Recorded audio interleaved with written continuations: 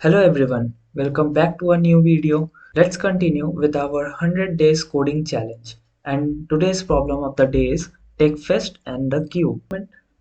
So let's see the problem statement. The Techfest is underway and each participant is given a ticket with a unique number.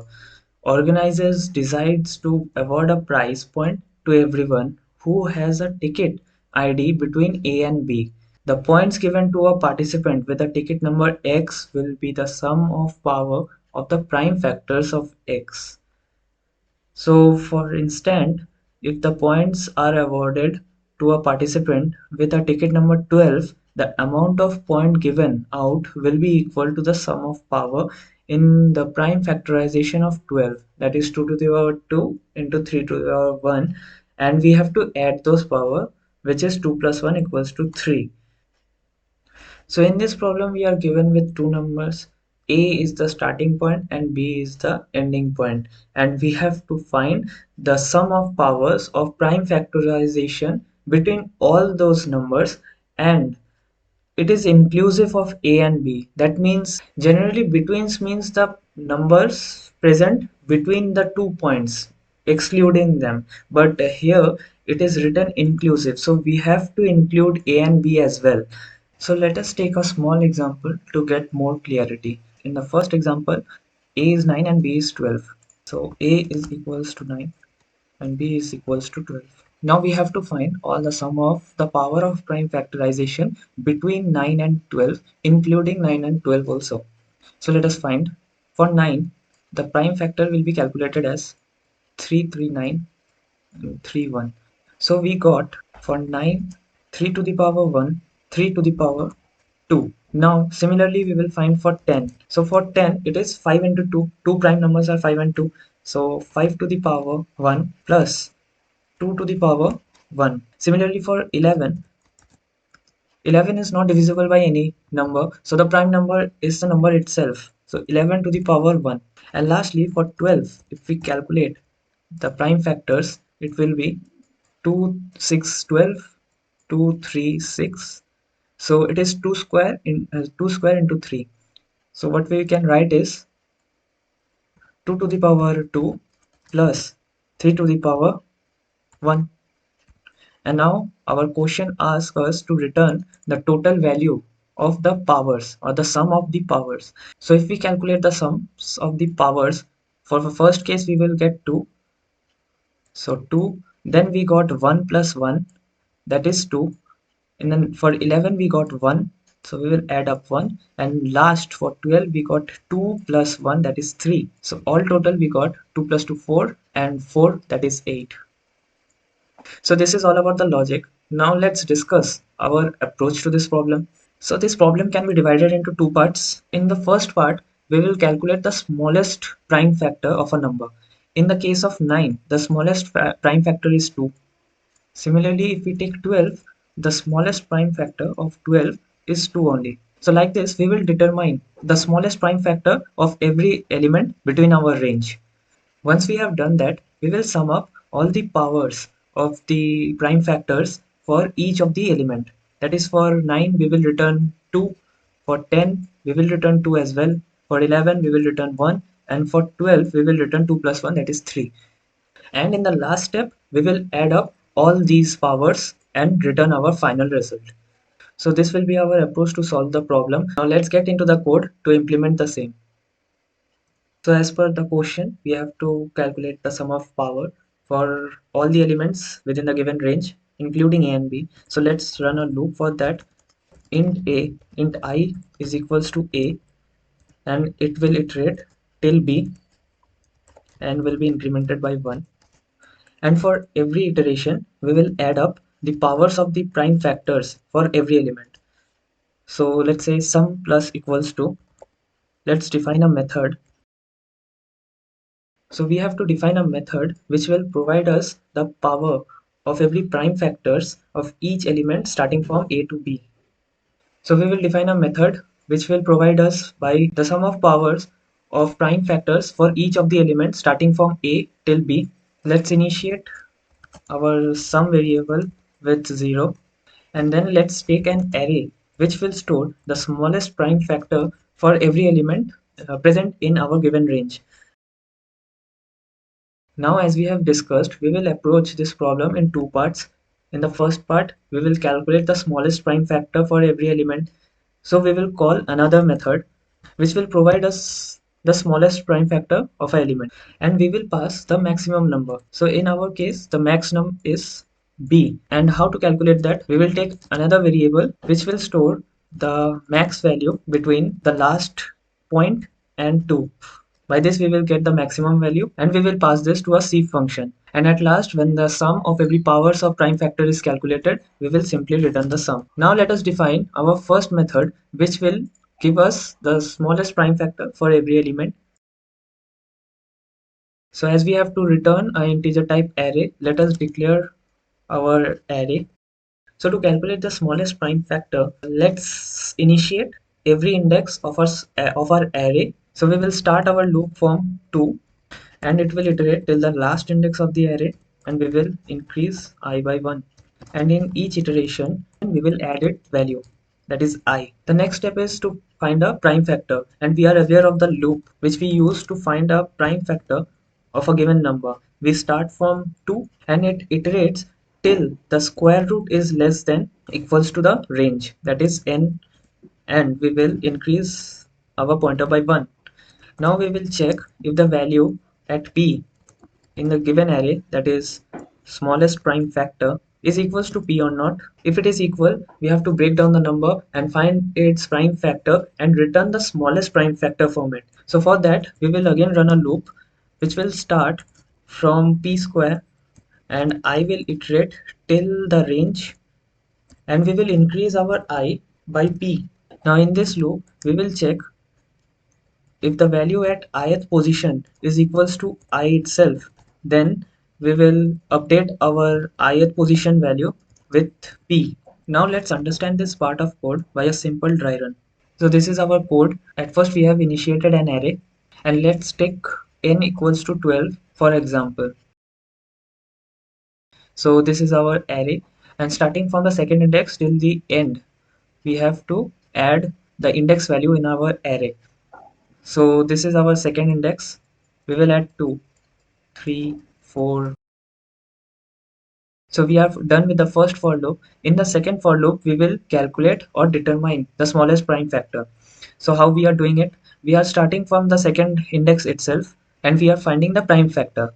So p is equals to 2 for the first time, and the condition is if the value at pth position is equals to p.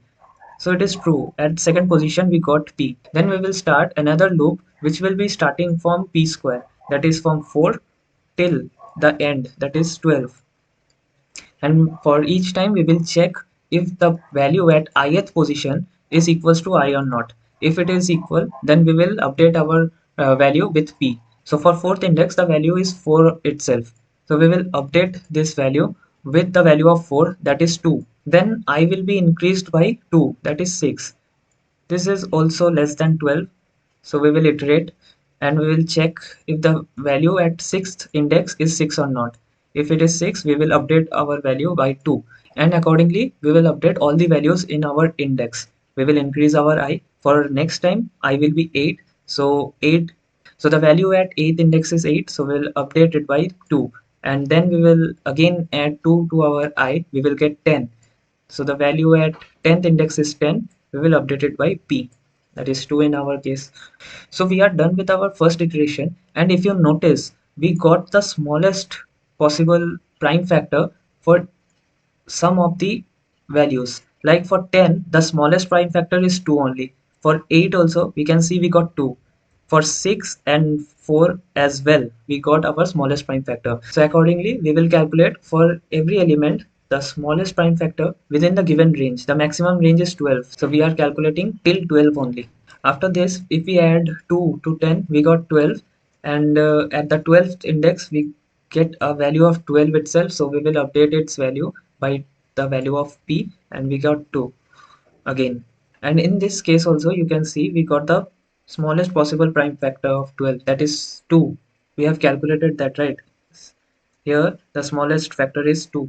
So accordingly we will update our p for the next iteration. Now our p will be 3. So our I will start from p square, that is 9, and it will iterate till the last range, that is 12. And for the first iteration we will check if the value at index 9 is equals to 9 or not. Yes, it is 9, so we will update this value by the value of p, that is 3, and we can see we have got the smallest prime factor of 9, that is 3. Now let's update our value of I with 9 plus 3, that is 12, and this is the last iteration, and we will check if the value at index 12 is equals to 12 itself or not, but it is updated before only, so we will not update this value again because we got the smallest prime factor before. So next time p will be updated by 4, and 4 into 4 is 16, which is not less than 12, so we will end our loop, and by now we will get a final array which will store all the possible smallest prime factors for every elements. And we can check that for 2 the smallest prime factor is 2 itself, and if we take any element, any random element, that is for 11 the smallest prime factor is 11 itself. For 10 the prime factor is 5 into 2, but we got the smallest, that is 2. The value is updated, so accordingly we got the final array. And I hope the logic is clear, so let's get back to the code. So by this method we have determined the smallest prime factor for every element. Now we have to calculate the sum of those power for every element. For that we have declared a method sum of power for a number. Let's define the method. So public, and it will take the maximum number, that is the range, and it will take the array which stores the smallest prime factor for every element.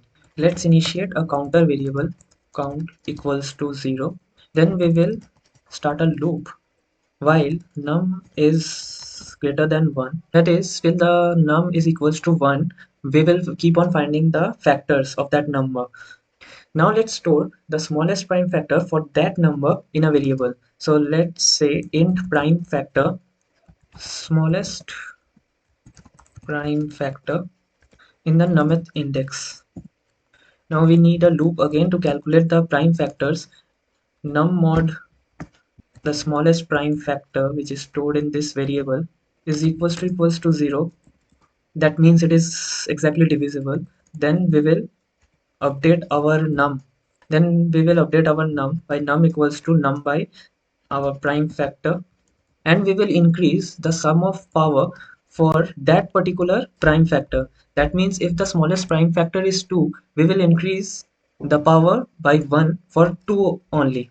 And next time if the prime factor or the smallest prime factor is 3, so we will calculate the power for it separately, and ultimately when we are done with calculating all the powers of individual smallest prime factors, we will add it up in our final result, that is count plus equals to POWER.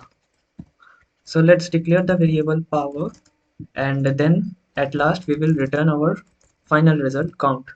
So let's try run this part of code as well. So as of now we are having this array which stores all the smallest prime factor for every element. The smallest prime factor associated to 12 is 2. So we will divide 12 by 2 and we will get 6, and each time we divide we will increase our power value by 1. So next time 6 is also divisible by 2 and we get 3, and we will increase our power. In the next iteration we can see 3 modulo 2 is not equals to 0. Thus we will start our loop again from this line. Our power will be set to 0 because now we are calculating for 3, the sum of power for 3. So power is initiated by 0, and the value at the prime factor will be the value at the numth index of our array, that is 3. In the third index we got 3. So again we will follow the same process. Num will be divided by 3, and this time we get 0, but our power will increase by 1, and for every power we will add up the total power in a count variable. So in case of 2, the total power was 2. So after performing this loop, we will update our count value by 2. And when we are calculating for 3, our power increased by 1 only. So after completing this loop again, we will update our count 2 plus 1, that is 3. And that is what we have calculated for, and that is what we have calculated for 12 here, that is 2 plus 1, that is 3. The sum of powers was 3 for 12. In the same way the power of every prime factor for each element will be calculated and will be returned. So let's get back to the code. So now we are done with both of the function. Let's pass the value in sum of power for num. We need to pass each element starting from A. So we will simply pass I, and we will pass the array which stores the smallest prime factor. So let's pass it. So that is all about the code. Now let's check whether we have any issues or not. So in this method, we have to return a long type value. So we can't take int, it will be long sum. And in max num, we have to typecast it with int. That's fine. This is public static. And also we are passing I to this function, so it will be long as well. And accordingly, in smallest prime factor, we are passing the index value as num, which is a long variable, so we will typecast it to int. And now let's compile and run our code. And we can see another compilation error. We have missed our return statement. Okay, so here we have to pass our smallest prime factor array. Now let's compile and run our code again. So compilation is completed. Let's submit our code.